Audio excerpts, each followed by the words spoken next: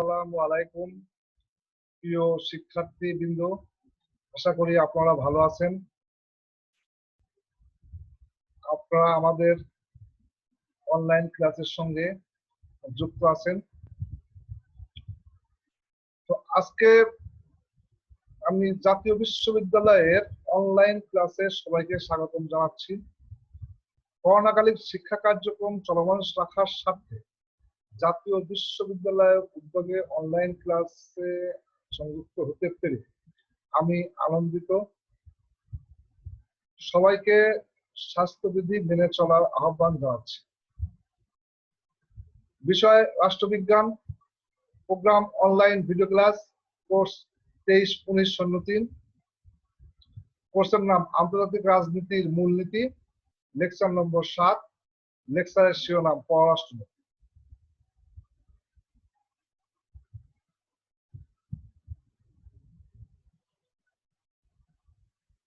আমি আমার পরিচয় দিচ্ছি। আমি মোহাম্মদ আব্দুল সালাম, সহকারী অধ্যাপক রাষ্ট্রবিজ্ঞান, Rajshahi college, Rajshahi. Email salam.ju@gmail.com।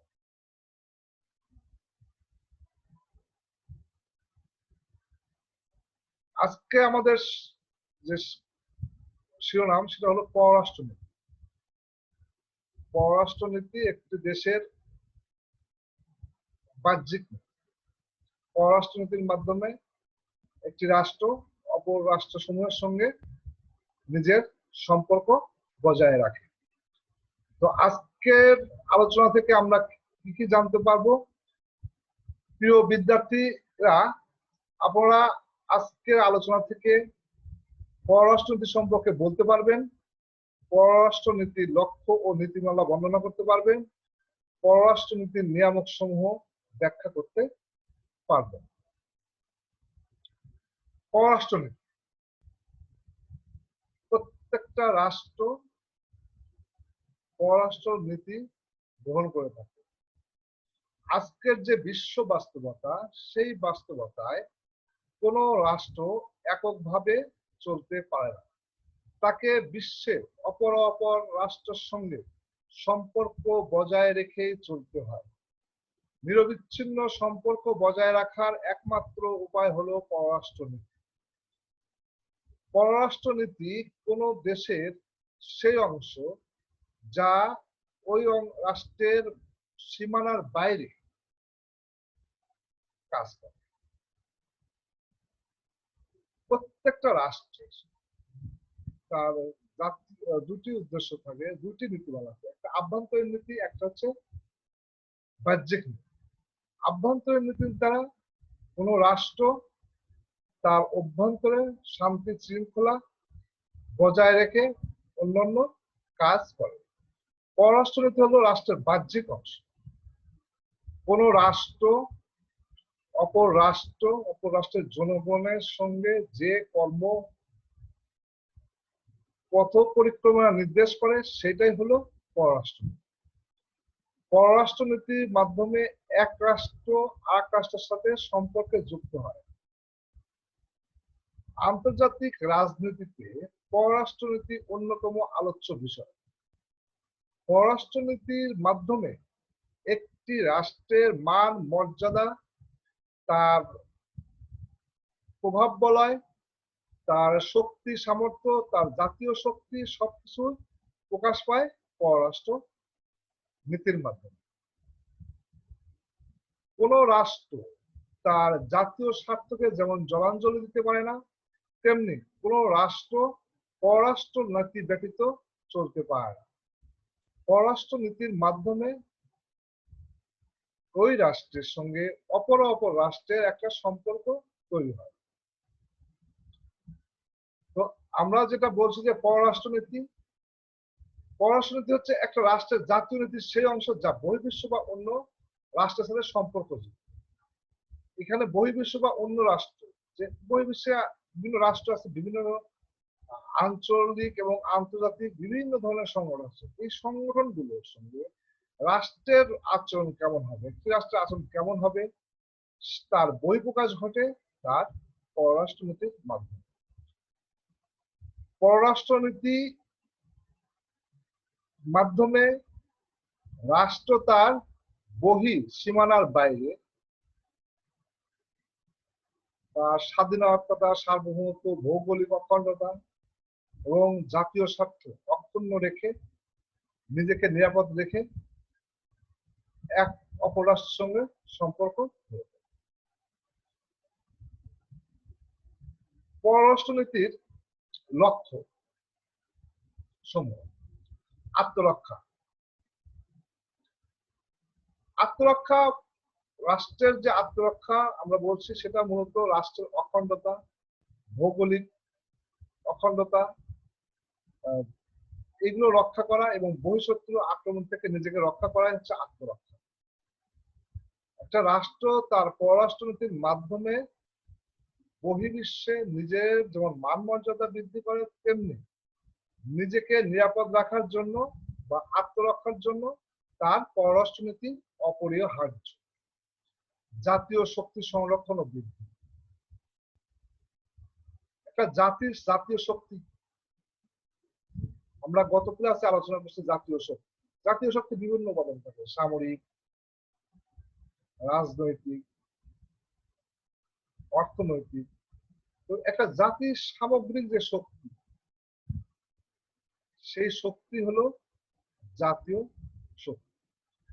জাতীয় শক্তি বৃদ্ধি এবং জাতীয় শক্তিকে সংরক্ষণ করার জন্য পররাষ্ট্রনীতি অপরিহার্য।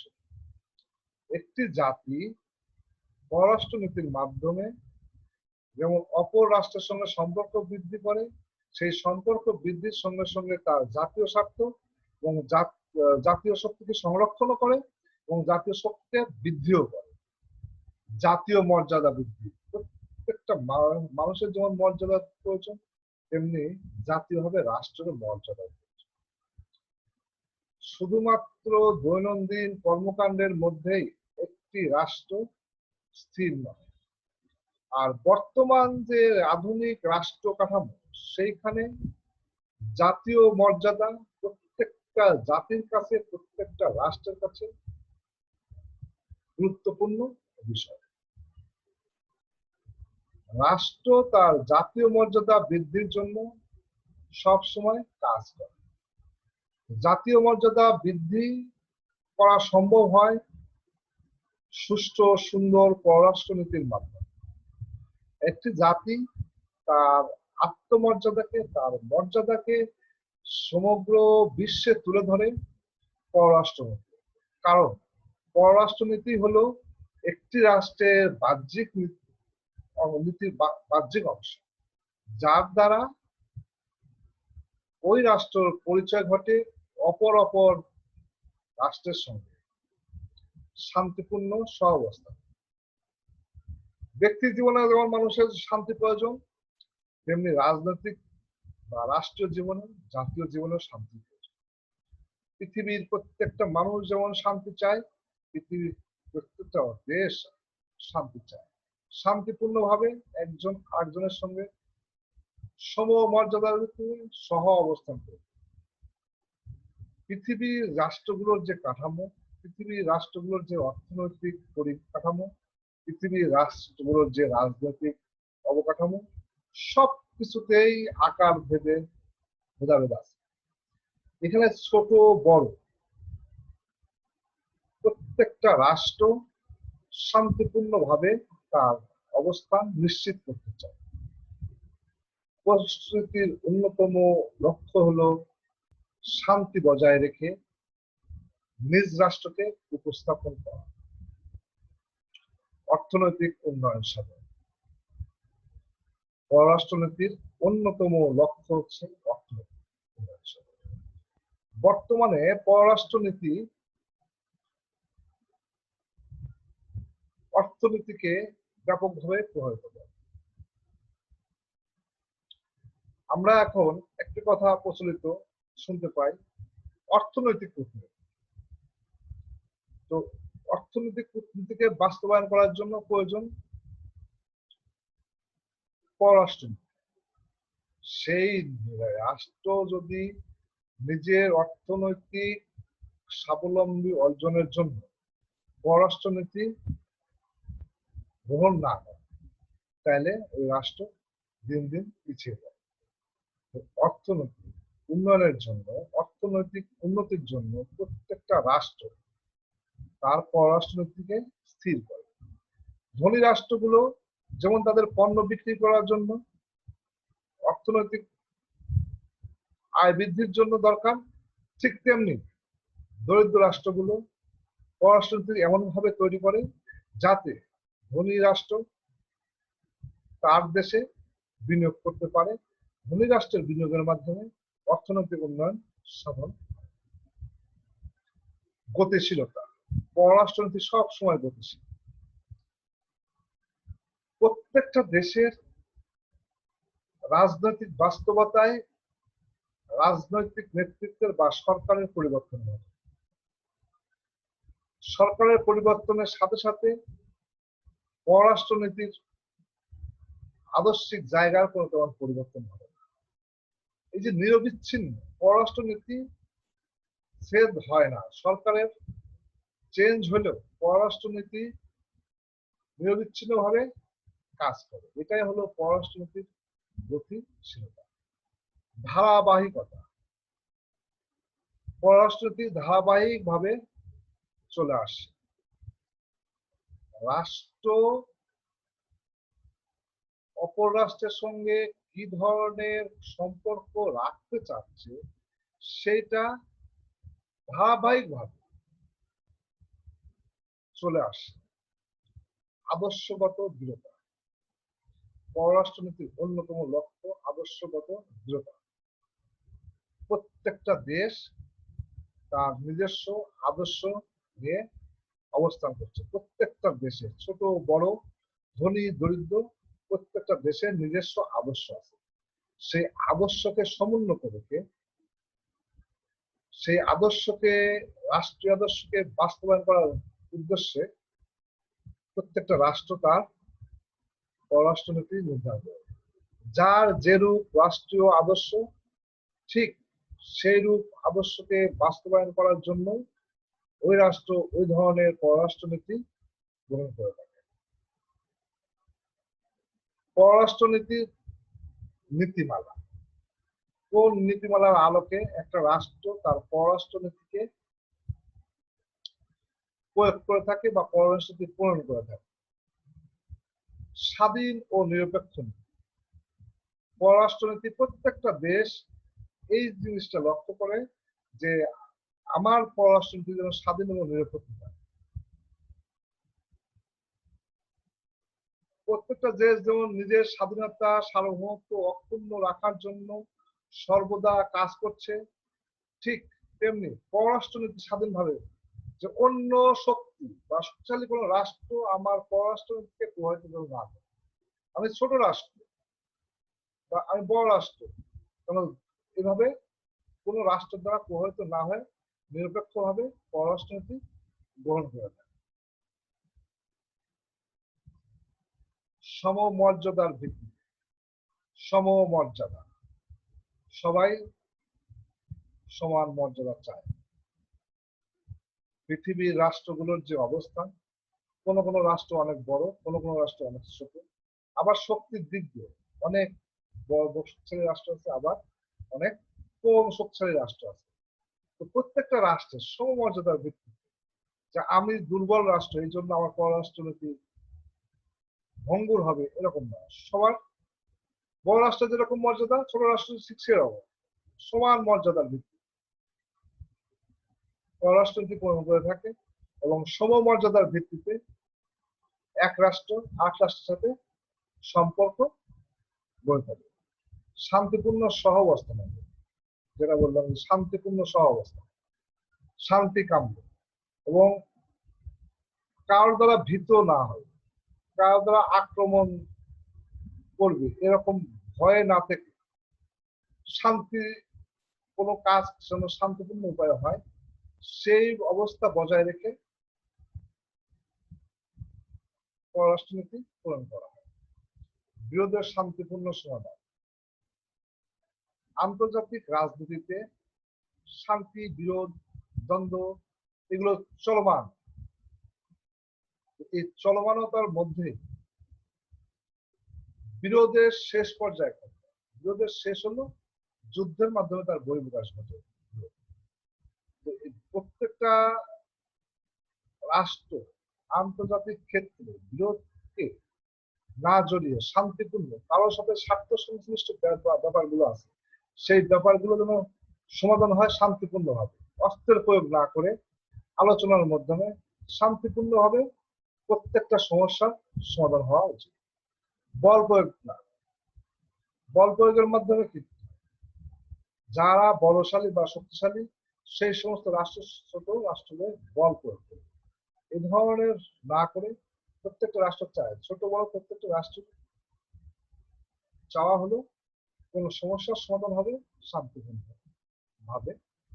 আদর্শ ভিত্তি, পররাষ্ট্রনীতির আরেকটাই হলো আদর্শ ভিত্তি। প্রত্যেকটা রাষ্ট্রের যে ছোট বড় প্রত্যেকটা রাষ্ট্রের আদর্শ আছে, সেই আদর্শকে কেন্দ্র করে তার পররাষ্ট্রনীতি পরিচালিত হয় বা পরিচালনা করা হয়। উন্নয়নের নীতি, ধনী রাষ্ট্রগুলো আরো উন্নয়ন চায় এবং যে সমস্ত অনুন্নত রাষ্ট্র আছে সেই সমস্ত রাষ্ট্রগুলো উন্নয়নের জন্য তার পররাষ্ট্রনীতিকে গ্রহণ করে থাকে। সহযোগিতা ও নিরাপত্তা নীতি,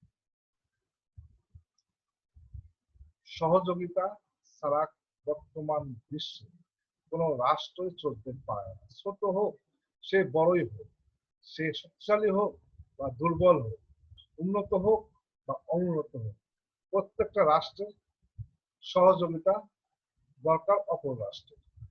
রাষ্ট্রগতভাবে যদি এক রাষ্ট্র আরেক সহযোগিতা না করে, একটি রাষ্ট্রের পক্ষে বর্তমান বিশ্ব বাস্তবতায় টিকে থাকা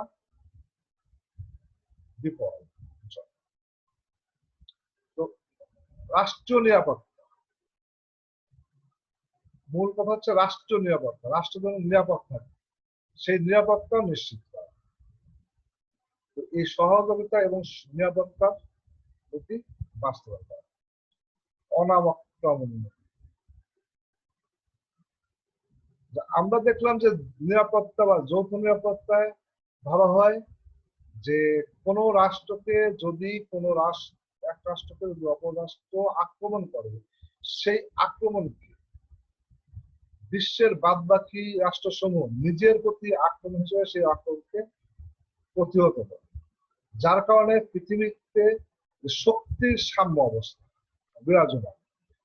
এইখানে যে অনাক্রমণ, আমি কাউকে আক্রমণ করবো না, আমার রাষ্ট্র কোনো রাষ্ট্রকে আক্রমণ করবে না, অপর রাষ্ট্র আমার রাষ্ট্রকে আক্রমণ করবে না, এই নীতি গ্রহণ করা হয় প্রত্যেকটা দেশের পররাষ্ট্র নীতি। পররাষ্ট্রনীতির নির্ধারক সময়, ভৌগোলিক সামরিক অবস্থান, কি কি কারণে কি কি ভাবে একটি রাষ্ট্র তার পররাষ্ট্রনীতি প্রয়োগ করার সময় এবং প্রণয়ন করার সময়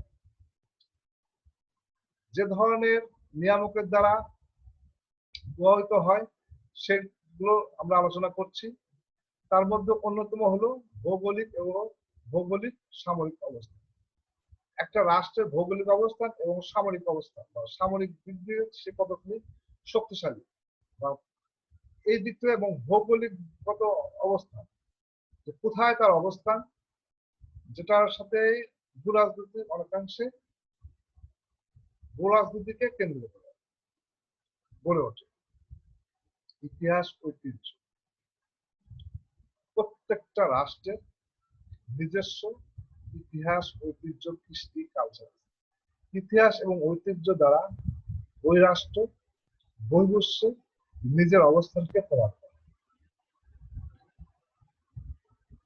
ইতিহাস এবং ঐতিহ্য ব্যতীত বা ইতিহাস ঐতিহ্যকে বিয়োগ করে কোন রাষ্ট্র তার মর্যাদা বৃদ্ধি করতে পারে। ইতিহাস এবং ঐতিহ্য পররাষ্ট্রনীতি নির্ধারণের অন্যতম নিয়ামক হিসাবে কাজ করে। অর্থনৈতিক সম্পদ, অর্থনৈতিক সম্পদ থাকতে পারে শিল্প সামর্থ্য, প্রাকৃতিক সম্পদ, বনজ সম্পদ, জলজ সম্পদ, বিভিন্ন উৎস, অর্থনৈতিক উৎস। অর্থনৈতিকভাবে যে সমস্ত রাষ্ট্র শক্তিশালী তার পররাষ্ট্রনীতি একরকম হবে, আবার অর্থনৈতিকভাবে যে সমস্ত রাষ্ট্র অনুন্নত তার পররাষ্ট্রনীতি অন্যরূপ হবে। একটি রাষ্ট্র তার অর্থনীতিকে শক্তিশালী করার জন্য, তার শিল্প উৎপাদন রপ্তানি করার জন্য, বা তার যে সম্পদ আছে সেই সম্পদ বা বিনিয়োগ করার জন্য শিল্প উন্নত দেশগুলো পররাষ্ট্রনীতি নির্ধারণ করে। অপরপক্ষে উন্নত রাষ্ট্রগুলো তাদের দেশে যাতে বিনিয়োগ করে সেই হিসাবে পররাষ্ট্রনীতি নির্ধারণ করে। আমরা তৃতীয় বিশ্বের একটা রাষ্ট্র, আমাদের রাষ্ট্রের লক্ষ্য থাকে যে বহির্বিশ্ব থেকে বিনিয়োগ আসবে, বিনিয়োগ আসলে আমাদের অর্থনৈতিক অবস্থা ভালো হবে, আমরা সেই হিসাবে পররাষ্ট্রনীতি নির্ধারণ করে থাকি। রাজনৈতিক নেতৃত্বের যোগ্যতা, রাজনীতি নিয়ন্ত্রিত হয় রাজনীতিবিদদের দ্বারা। প্রত্যেকটা দেশের রাজনৈতিক পরিবেশ আলাদা।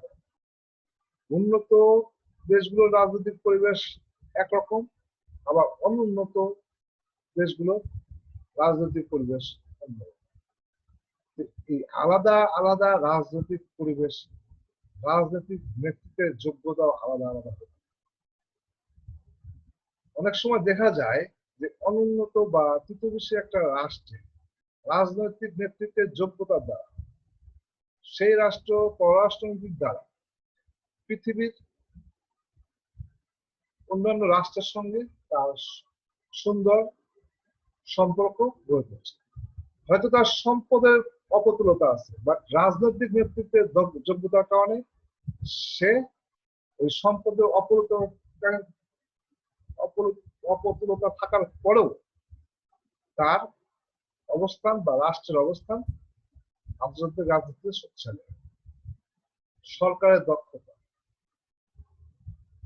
ছোট বড়, উন্নত অনুন্নত, প্রত্যেকটা রাষ্ট্রের সরকারের দক্ষতার উপর নির্ভর করে তার পররাষ্ট্রনীতি।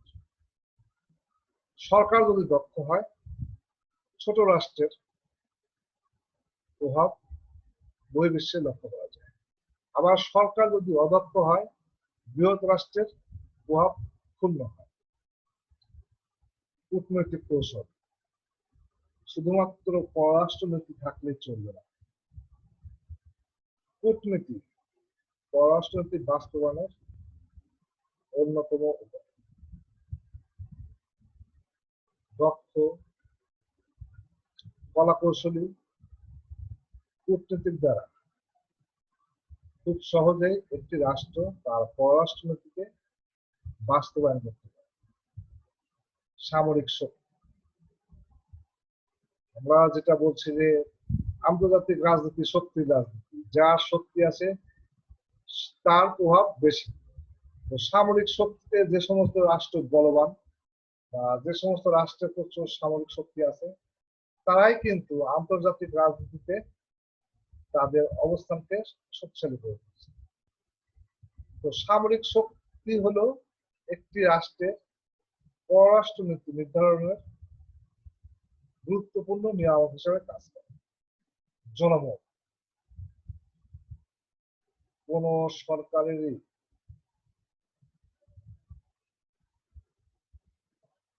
ক্ষমতা নেই জনমতকে দিতে পারে। জনমতকে উপেক্ষা করে এমন সরকার নেই। জনমতকে লক্ষ্য করে জনমতের বাস্তবায়ন ঘটিয়েই পররাষ্ট্রনীতি নির্ধারণ করতে হবে। জনমতের বিপক্ষে গিয়ে কোন ধরনের পররাষ্ট্রনীতি বাস্তবায়ন করা কোন রাষ্ট্রের পক্ষেই সম্ভব হয় না। জাতীয় স্বার্থ ও মূল্যবোধ, জাতীয় স্বার্থ এবং জাতীয় মূল্যবোধ সমুন্নত রাখা প্রত্যেকটা জাতি রাষ্ট্রের অন্যতম লক্ষ্য। কোন রাষ্ট্রই তার জাতীয় স্বার্থকে বিসর্জন দিয়ে তার পররাষ্ট্রনীতি প্রণয়ন করবে না। তাই জাতীয় স্বার্থকে লক্ষ্য রেখে এবং জাতীয় মূল্যবোধকে লক্ষ্য রেখে প্রত্যেকটা রাষ্ট্র তার পররাষ্ট্রনীতি নির্ধারণ করে। পররাষ্ট্রনীতি কার্যকর করার উপায় কি, কিভাবে পররাষ্ট্রনীতি কার্যকর করা যায়? এটা হলো যে রাজনৈতিক, অর্থনৈতিক, মনস্তান্ত্রিক এবং সামরিক। রাজনৈতিক ভাবে পররাষ্ট্রনীতি কার্যকর করা যায়।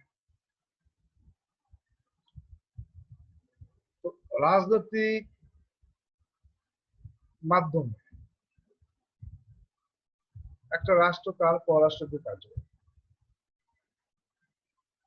কোন রাষ্ট্র যদি বিশৃঙ্খল থাকে সেই রাষ্ট্র তার পররাষ্ট্রনীতি সঠিকভাবে বাস্তবায়ন করতে পারে।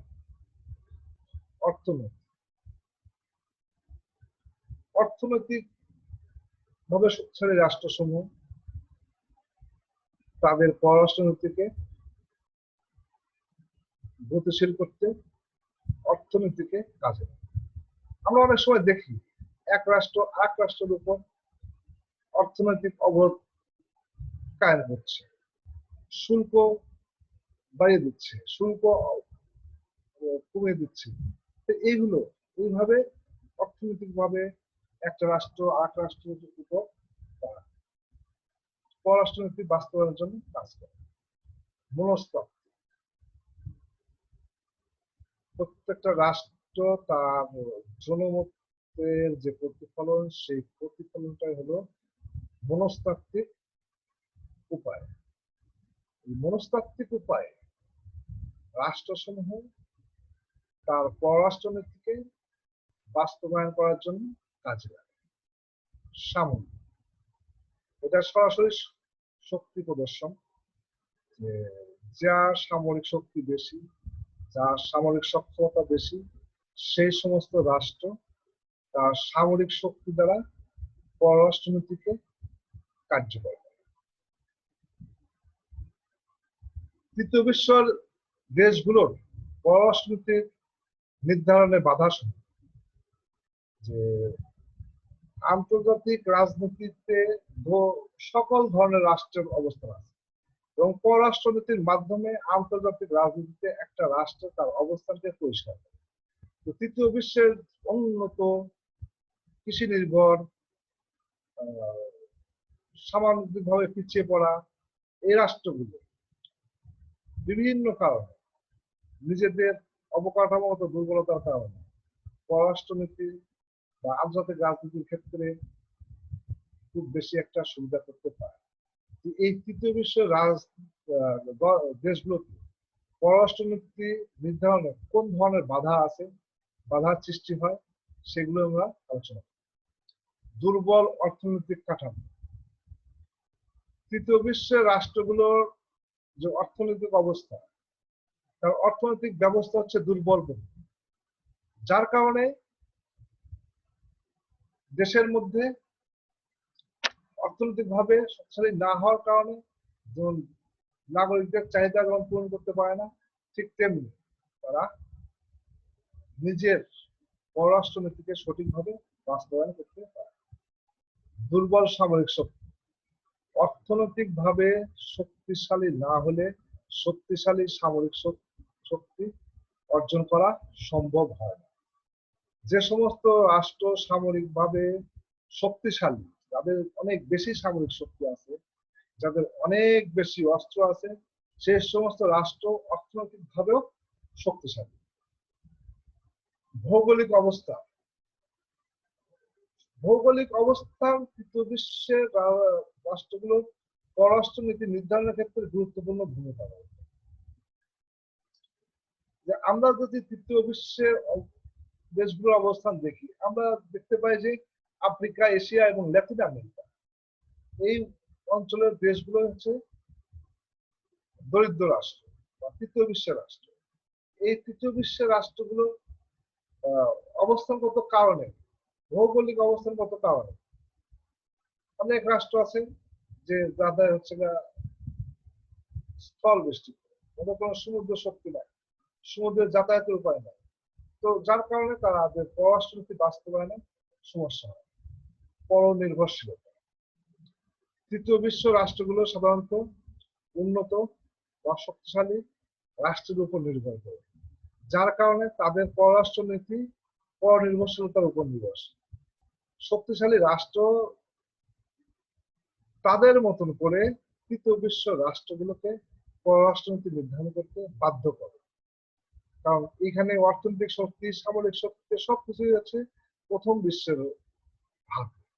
যার কারণে তৃতীয় বিশ্ব রাষ্ট্রসমূহ তাদের পররাষ্ট্রনীতিতে পরনির্ভরশীলতা পর্যবেসিত হয়। জনসংখ্যা আদি, আমরা তৃতীয় বিশ্বের দিকে তাকালে দেখব যে তৃতীয় বিশ্বের রাষ্ট্রগুলো ক্ষুদ্র বা অনেক বড় আকারে হয়তো বড়, অর্থনৈতিকভাবে দুর্বল, বাট তাদের প্রত্যেকটা দেশেই জনসংখ্যা বেশি। অধিক জনসংখ্যার কারণে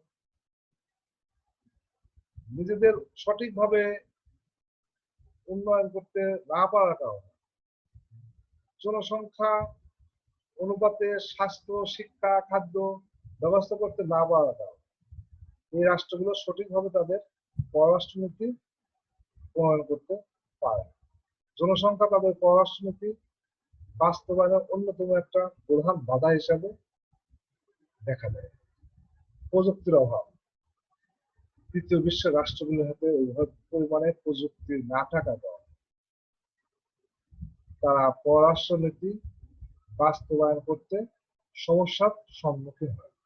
দাতা গোষ্ঠীর প্রভাব, তৃতীয় বিশ্বের দেশগুলোতে দাতা গোষ্ঠীর ব্যাপক প্রভাব লক্ষ্য করা যায়। আমরা আজকে বিশ্ব অর্থনীতির দিকে যদি তাকাই, দেখব বিশ্ব ব্যাংক, IMF, তারপরে ADB, এই যে তারপরে এই সমস্ত দাতা গোষ্ঠী তৃতীয় বিশ্বের রাষ্ট্রগুলোকে তাদের সাথে ঋণ প্রদান করে, তাদের সুবিধা মতন ঋণ প্রদান করে। যে দেশ ঋণ গ্রহণ করছে সেই দেশ তার মতন করে ঋণ পায় না। দাতা গোষ্ঠীগুলো তৃতীয় বিশ্বের রাষ্ট্রে পররাষ্ট্র নীতি নির্ধারণে গুরুত্বপূর্ণ ভূমিকা পালন করে এবং দাতা গোষ্ঠীর প্রভাবিত হয়ে তৃতীয় বিশ্বের রাষ্ট্রগুলো তাদের পররাষ্ট্রনীতি নির্ধারণ করে। সরকারের দক্ষতা, সাধারণত তৃতীয় বিশ্বের দেশগুলোতে সরকারের দক্ষতা ভাবে পরিলক্ষিত হয়। অদক্ষ সরকার, রাজনৈতিক স্টেবিলিটি না থাকার কারণে, অস্থিতিশীল অবস্থার কারণে সরকারগুলো স্থায়ী হয়, যার কারণে এই সমস্ত রাষ্ট্র সঠিকভাবে সঠিক পন্থায় তাদের পররাষ্ট্রনীতি নির্ধারণ করতে পারে না। কূটনৈতিক কৌশল, পররাষ্ট্রনীতি বাস্তবায়নের অন্যতম প্রধান হাতিয়ার হলো কূটনীতি, এবং কূটনৈতিক কলাকৌশল যদি সুস্থ না হয়, দক্ষ না হয়, তাহলে আপনার সঠিকভাবে আপনার পররাষ্ট্রনীতি বাস্তবায়ন করা যায় না। তো তৃতীয় বিশ্বের রাষ্ট্রগুলোর ক্ষেত্রে কূটনৈতিক কৌশলের অদক্ষতা পরিলক্ষিত হয়। জাতীয় স্বার্থ, মূল্যবোধ, প্রত্যেকটা জাতির নিজস্ব স্বার্থ এবং মূল্যবোধ থাকে। কোন জাতি তার স্বার্থ এবং মূল্যবোধ বিসর্জন দিয়ে অন্য রাষ্ট্রের সঙ্গে সম্পর্ক করতে চায়। তৃতীয় বিশ্বের রাষ্ট্রগুলো নিজেদের জাতীয় স্বার্থ এবং মূল্যবোধকে যেমন ত্যাগ করতে পারে না, যে না পারার কারণে তারা তাদের পররাষ্ট্রনীতি নির্ধারণের ক্ষেত্রে বাধার সম্মুখীন। হয়তো বৃহৎ রাষ্ট্রগুলো যেভাবে বলছে সেভাবে জাতীয় মূল্যবোধ বা জাতীয় স্বার্থের সাথে সেইগুলো সাংঘর্ষিক হয়, যার কারণে তৃতীয় বিশ্ব রাষ্ট্রগুলো তাদের পররাষ্ট্রনীতি পরিচালনা করতে বাধার সম্মুখীন হয়। বাংলাদেশের পররাষ্ট্রনীতি নির্ধারণ সময়, আমরা উন্নয়নশীল একটি রাষ্ট্র, উন্নয়নশীল রাষ্ট্র হিসেবে আমাদের পররাষ্ট্রনীতি কি ধরনের নির্ধারক আছে সেগুলো নিয়ে আমরা একটু আলোচনা করি। বাংলাদেশ সংবিধানের 25-1 ধারায় পররাষ্ট্রনীতি সম্পর্কে বলা আছে যে বাংলাদেশ বিশ্বের অপর রাষ্ট্রের সঙ্গে কিভাবে সম্পর্ক তৈরি করবে। বাংলাদেশ তো বিশ্বের অপর রাষ্ট্রগুলোর থেকে বিচ্ছিন্ন এবং আমাদের যেমন প্রয়োজন আছে বিশ্বের রাষ্ট্রগুলোর সঙ্গে যোগাযোগ রক্ষা করার, তেমনি অন্যান্য রাষ্ট্র প্রয়োজন আমাদের যোগাযোগ রক্ষা করা। উভয়ের সাথে এক রাষ্ট্রের সঙ্গে অপর রাষ্ট্রের যে যোগাযোগের কৌশল, কোন কৌশলে আমরা এক রাষ্ট্রের সঙ্গে রাষ্ট্রের সম্পর্ক বজায় রাখবো, বাংলাদেশ সে সাথে অন্য রাষ্ট্রের যে সম্পর্ক কিসের ভিত্তিতে হবে সেইটাই নির্ধারণ করছে আমাদের পররাষ্ট্র। আমাদের পররাষ্ট্রনীতির নির্ধারক সমূহের মধ্যে রয়েছে সকলের সাথে বন্ধুত্ব। আমাদের পররাষ্ট্রনীতির প্রথম কথাই হলো সকলের সঙ্গে বন্ধুত্ব, কারোর সঙ্গে শত্রুতা নয়। বাংলাদেশ সকলের সাথে বন্ধুত্বপূর্ণ সম্পর্ক বজায় রেখে তার পররাষ্ট্রনীতিকে কার্যকর করার ব্যবস্থা গ্রহণ করে। সহযোগিতার মনোভাব, ছোট বড় ধনী দরিদ্র সকল রাষ্ট্রকে সকল সময় সহযোগিতা এবং সহমর্মিতা মনোভাব দেখে চলতে হবে। আমরা বাংলাদেশ বা বাংলাদেশিরা সকলের সঙ্গে সহযোগিতার ভিত্তিতে সহযোগিতার মনোভাব রেখে পররাষ্ট্রনীতি প্রণয়ন করি বা সম্পর্ক তৈরি করতে চাই। অভ্যন্তরীণ সমৃদ্ধি অর্জন, আমরা অর্থনৈতিকভাবে দুর্বল রাষ্ট্র, অর্থনৈতিক আমাদের অভ্যন্তরীণ সমৃদ্ধি অর্জন প্রয়োজন। তো কি করলে, কিভাবে আমাদের পররাষ্ট্রনীতি গ্রহণ করলে উন্নত রাষ্ট্রসমূহ আমাদের দেশে বিনিয়োগ করবে, আমাদের ব্যবসা বাণিজ্য রপ্তানি আয় বাড়বে, এইগুলো লক্ষ্য রেখে আমাদের অভ্যন্তরীণ চাহিদাকে লক্ষ্য রেখে বাংলাদেশ তারা পররাষ্ট্রনীতি নির্ধারণ করে থাকে। জোট নিরপেক্ষতা, যে সেকেন্ড ওয়ার্ল্ড ওয়ারের পরে পৃথিবীতে দুটি ব্লকে বিভক্ত হয়েছে। একটি হলো পুঁজিবাদী এবং একটি হলো সমাজতান্ত্রিক। তখন ইউএসএসআর বা রাশিয়া, সোভিয়েত রাশিয়া, অপরপক্ষে ছিল মার্কিন যুক্তরাষ্ট্র। তো এই দুইটি রাষ্ট্রের মধ্যে বা দুইটি জোটের মধ্যে সবসময় একটা যুদ্ধের অবস্থা বিরাজ হয়েছে। বাংলাদেশ যখন স্বাধীনতা লাভ করে তখন পৃথিবী স্নায়ু যুদ্ধের মধ্যে দিয়ে যাচ্ছে। বাংলাদেশ স্বাধীনতার পরপরই তখন জোট নিরপেক্ষ আন্দোলন শুরু হয় এবং সেই আন্দোলনের সঙ্গে বাংলাদেশ যোগ দেয় এবং বাংলাদেশ আমেরিকা বা রাশিয়ার দিকে না দিয়ে নিরপেক্ষ অবস্থান বজায় রাখার জন্য জোট নিরপেক্ষ আন্দোলন যোগ দিয়েছিল।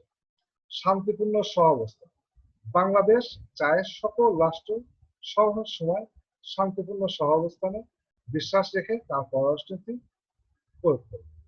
অভ্যন্তরীণ ব্যাপারে হস্তক্ষেপ না করা, কোন রাষ্ট্র আমার অভ্যন্তরীণ ব্যাপারে হস্তক্ষেপ করবে না, আমিও কোন রাষ্ট্রের অভ্যন্তরীণ ব্যাপারে হস্তক্ষেপ করব না। এটাই হচ্ছে বাংলাদেশের পররাষ্ট্রনীতির অন্যতম একটা বৈশিষ্ট্য, যে কোন রাষ্ট্রের অভ্যন্তরীণ ব্যাপারে হস্তক্ষেপ করা থেকে বিরত রাখা। মুসলিম বিশ্ব, বাংলাদেশের জনগণ বেশিরভাগই মুসলিম। আমরা একটা মুসলিম দেশ হিসাবে মুসলিম দেশগুলো বিশ্বের সঙ্গে, অন্যান্য মুসলিম দেশের সঙ্গে আমাদের সৌহার্দ্যপূর্ণ সম্পর্ক বজায় থাকবে।